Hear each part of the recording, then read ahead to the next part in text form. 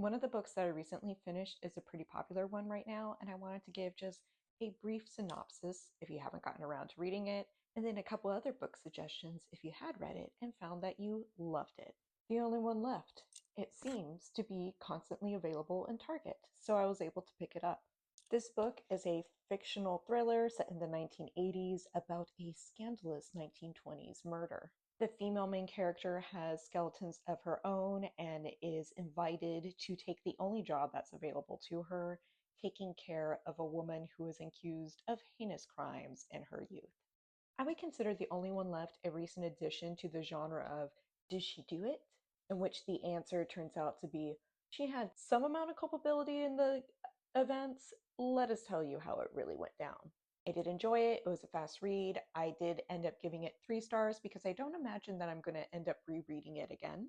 This thriller managed to incorporate a lot of things that I enjoy: gothic house, ghosts, suspense, some type of commentary about being a woman in the society that the book is being written in.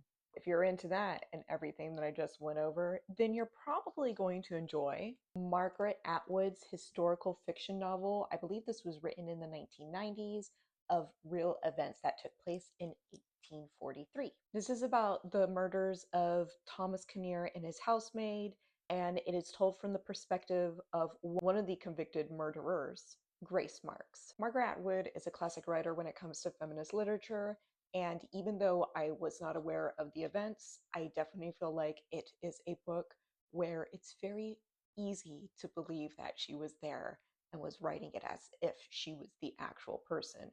Very good historical novel. Another classic, but this is short and completely fiction. We Have Always Lived in the Castle is a book that tells the aftermath of a catastrophic event, one that ended up impacting the female main character, her family, and the townspeople around them. When it comes to events, no list about why women may kill or be accused is complete without a book that covers the American history with Salem witch trials. I have another historical fiction novel, and what stands out about this one, in addition to it being an amazing story and based off of real events, is that it's written by one of the descendants of the women accused during those trials, Martha Carrier. This, if you have not read it already, is definitely one that gives you a lot of insight to what was happening to the women who were accused during that time period, and then their descendants, how they then had to live within a society that didn't want them, because that's pretty much what all these books are about, right? If you read The Only One Left, you got to share with me in the comments. What did you think about it? What was your rating? Make sure to share any books that you would recommend that kind of fits the vibe of The Only One Left.